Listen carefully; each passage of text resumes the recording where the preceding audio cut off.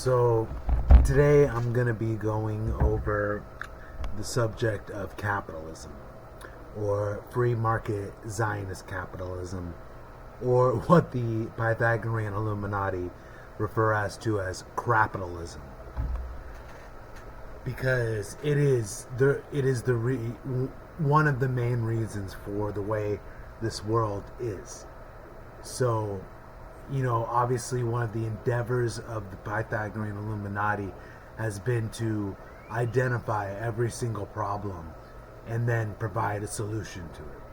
That's been part of their great work that actually is the greatest gift to humanity, and where they actually give the solutions to every problem and the meaning of life, purpose of existence. All of the knowledge is in the guardian, in the hands of the enlightened ones.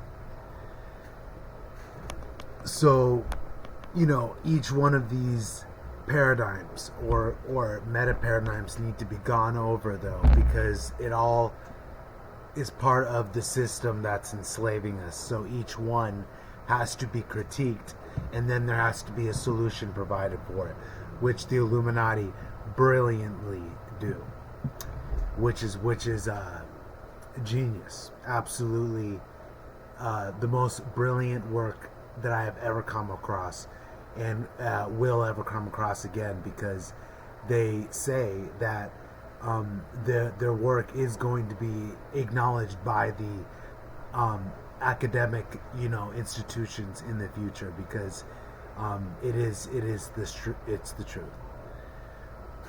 So, going over to capitalism, capitalism is obviously free market Zionist capitalism. It's gotten completely out of hand. It's allowed for a small percentage of people to accumulate all the wealth and hold that wealth, which are the elite. And this is the system that supports the elite, and it definitely does not support the people at all, because it allows the billionaires to accumulate all the money, and then we don't have anything. And then the billionaires, they look like they're, when they do philanthropic things or whatever,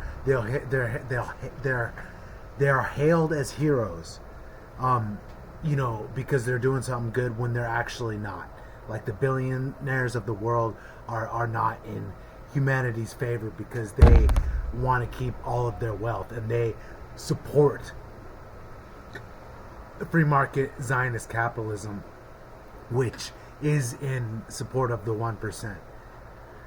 And it will continue to be as long as it is as long as it's the system that is the world's ran underneath. So, going over the critique and the breakdown of capitalism, it is obviously a tool that's used as psychological manipulation, exploitation of human psychology. Capitalism thrives on exploiting human desires, insecurities, and aspirations. Advertising, branding, and marketing are not just economic tools, but psychological instruments designed to create needs where none exist. So, capitalism has created just like a purely materialist mindset. That's where everybody is in the materialist mindset of capitalism. And going like all the advertising, branding, marketing, all that stuff, for what people see as important, that drives the society, which is all the marketing, brands, advertising, influencers, people getting attention because of your brand and all that stuff, because it's going to get you more money. And that's what is going on right now, and that should not be the driving force behind a society, is the accumulation of wealth. And so, operant conditioning. The system relies on rewards and punishments to mold consumers into predictable patterns of spending, often bypassing rational thought. The constant bombardment of messages, equating material possessions with happiness, enforces this conditioning. So, what I know about operant conditioning is, when I started studying psychology and stuff, it was what, they did to drive something into the mind for mind control and stuff like that. And, in this society, in a free market, in the society of advertisement brands, all this stuff, influencers, all, money accumulation, the operant conditioning of the bombardment of messages, ads, brands, it's all about getting you to either to give your money away to somebody. Hopefully it's for a service that's good.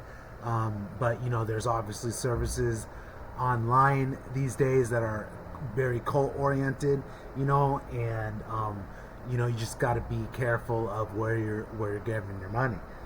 And so this is the system. God complex. The allure of consumerism lies in its promise to elevate individuals, making them feel godlike through status symbols and luxury goods. This mirrors religion, but substitutes divine salvation with material satisfaction. So that is like, the more you have, the better you feel. The more on top of the world you feel, which is all these influencers and stuff, millionaires on, Jake Pauls and stuff like that, that are living the life, because I got the money, and the more money you have, the better life you're living. That definitely creates a God complex, because it's like, okay, I got this money, I accumulated this money, if you actually did, and it wasn't actually passed down to you. But that's actually what it is. Even if it wasn't, it's usually the case, because the families are the ones that create the wealth, and they've been keeping it in their hands in perpetuity for ages, and then passing down the wealth and power. That's why we're in the world we're living in, because the positions of power are filled by people that are put there by privilege. So, and I would not know any of this unless I found the enlightened ones who explain everything. So that's why I've taken it upon myself to do the same, and explain and do years worth of work, because I've been involved in it for 9 years now, with the Pythagorean Illuminati. And if there would have been someone that did the work and then put out video, but the Illuminati did the work, so I found them. But it would have been nice to have this. Capitalism's amoral nature. Profit over people. At its core, capitalism prioritizes profits above all else. It does not seek to promote virtue, fairness, or collective well-being.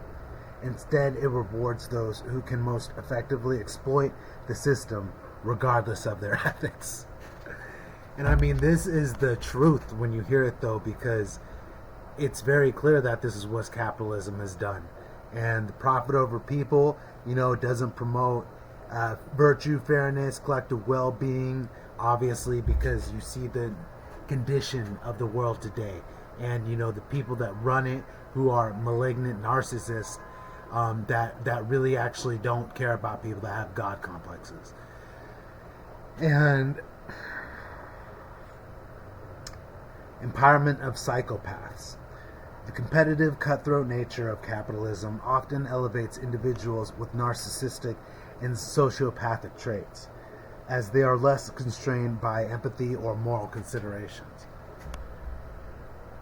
And that's true too, because you see all the big wigs, all the elite, all the people with all the money.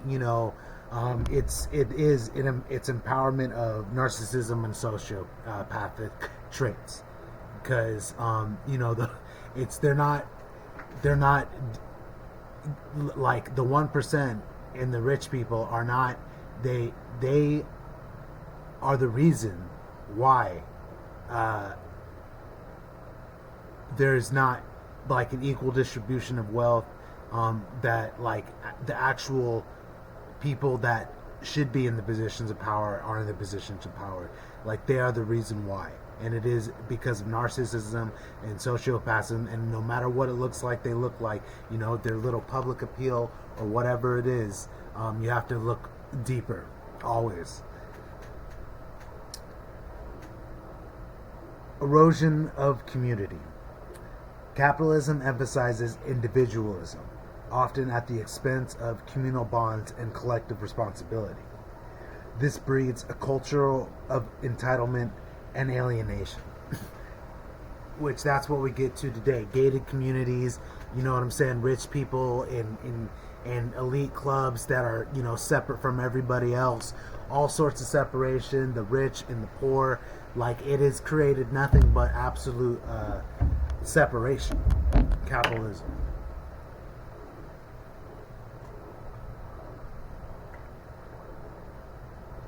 And I am pissed and I am holding it back. Because I could just flip over this table right now. I could get crazy because, and even the Pythagorean Illuminati say, you should be mad about the system that is controlling us and keeping us in the way that in this perpetual loop of enslavement. Capitalism's societal consequences. Global inequality. Wealth concentration in the hands of a few is a direct consequence of capitalism. The free market is rarely free. It is shaped and controlled by elites who perpetuate their dominance. So, talking about Wall Street and, Main Street and stuff,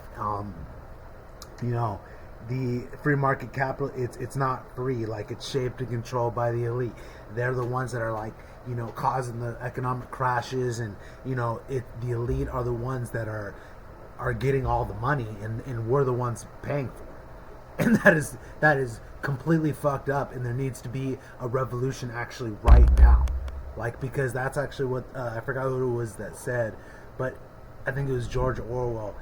But he said, if the people knew what was really going on, there would be a revolution right now.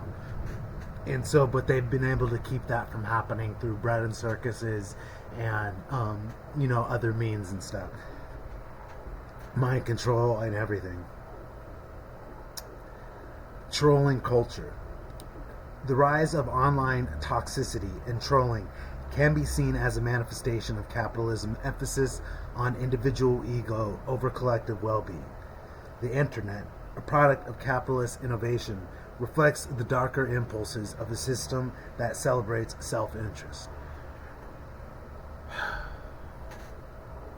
So that talks about, what's going on with the rise of online toxicity and trolling, because everyone is just trolling and it's just online, it's just toxic on Facebook. It's pretty much toxic everywhere. Capitalism has completely taken it over. You get people that are fake, trying to create a brand and stuff, sell a brand, and that's all well and good and stuff, but it's kind of not really. It is promoting individualism and less collectivism, and it's not really doing. It's not. The internet isn't really. It is connecting people, but the trolling and the toxicity is just something that is definitely rampant on it, and that's because of the system. So, desperation and disillusionment. As capitalism widens the gap between rich and poor, it fosters despair among those unable to achieve its promised rewards. This leads to widespread mental health crises, social unrest, and disconnection from meaningful aspirations. So this is like the desperation and disillusionment. It's all those people that are not able to fulfill the capitalist dream, which is definitely like pretty much 99% of the people. and it despair among, it's widens the gap between rich and poor. Despair among those unable to achieve it leads to widespread mental health crisis, social unrest, and it's getting like this, and it's because of capitalism. So what needs to happen is we need to stop supporting that, which is going to actually inevitably happen anyway, with the evolution of the dialectic and, and the people waking up. Capitalism as a crapitalistic experiment. Social engineering. Capitalism can be viewed as a large-scale psychological experiment conducted by elites to manipulate human behavior for their gain. The result is a society driven by consumerism rather than creativity, wisdom, or purpose. So that's what's going on here, especially in America, is, it's all consumerism. Society is driven by consumerism rather than creativity. Actual people being, talented, and that's what a meritocracy is, but through, talent is getting more rare as time's going on here, and that's because purpose is getting more rare and wisdom's getting more rare because of the system. And it's a psychological experiment that the elites are just are just laughing at us, and it's actually really sick. And we need to stop this circus, this clown show, and stop supporting the system and actually hold accountable, the ones that are keeping it going. Crazier outcomes. The constant pursuit of growth and profit leads to environmental destruction, political instability, and a culture increasingly divorced from stability or long-term thinking. So that's talking about just how, the pursuit of growth and profit leads to environmental destruction, political instability, because people are arguing and stuff, because it's all about power and, money and stuff, and it's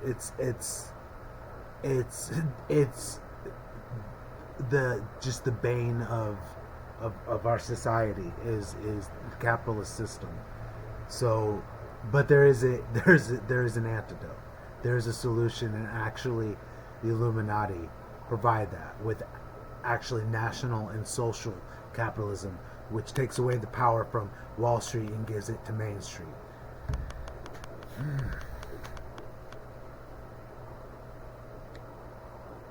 So yeah, and I could go into national capitalism right now and how to save America, because the Illuminati wrote a book called Nationalism and How to Save America, which goes over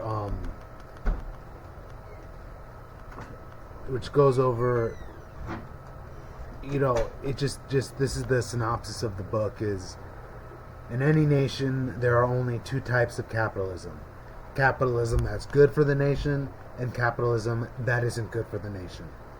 National capitalism means that everyone in the nation profits from capitalism. No one is left behind.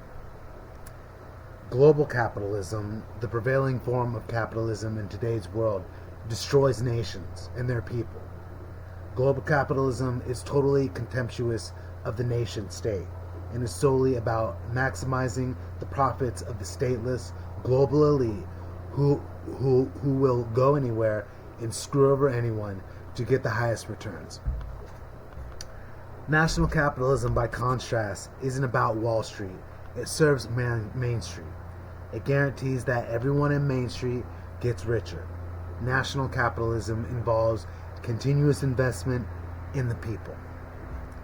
The people are always the focus of national capitalism.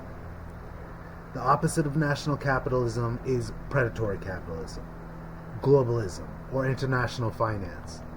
This type of capitalism is about enriching private elites, about concentrating more and more wealth and power in fewer and fewer hands. The gap between the rich and everyone else keeps getting wider. All the rewards go to the elite. The people get nothing. Their pay gets frozen. Their standard of living never rises. They never have a better quality of life. Their children will fare even worse. They will be crippled by debt, and only low-paying jobs will be available to them. Predatory capitalism is all about cronyism, nepotism, elitism, privilege, inheritance, and dynastic families. It revolves around casino banking, speculation, cartels, rigged markets, and making money from money rather than producing useful things and delivering useful services. Join the national capitalist movement. Fight for the 99%. Save America. Bring to an end the oligarchic rule of the elite, of the rapacious international financiers of Wall Street. Rise up. Capitalism is for the many, not for the few. Capitalism is for the many, not for the few. Capitalism must give everyone a chance, not just the elite, privileged few who usually inherit their wealth. We must smash the power of the dynastic families that have ruled America for generation after generation and have no intention of removing their boot from the neck of the American middle class. It's time for a national rebirth, for the triumph over Main Street and the abolition of Wall Street. Why would anyone allow the wolves to feed them? So, just right here, it's talking about switching it from capitalism to national capitalism and how to actually do that. And it's important that we do this, though, because otherwise the power will always be in the hands of the elite and never the people. And this was the same problem in Rome, and they actually had a party in Rome called the Tribunes of the People, which was a party that was represented by the patrician, by the plebeian class, and they actually got in the Senate, and then they started making a difference with reforms. But then the elite got mad, and there was just all sorts of assassinations and death, and to always keep power. So. But, actually, one of the main tenets on how to get national capitalism going is through 100% inheritance tax. And that is the main tenet of the meritocracy, because that's how the elite have always maintained their powers, by passing it down in perpetuity and, keeping it in the family. So, family members and stuff are able to inherit wealth and then get into positions of power and inherit it by privilege instead of actually earning it. And so that is just a logical explanation of what's wrong with everything right now. So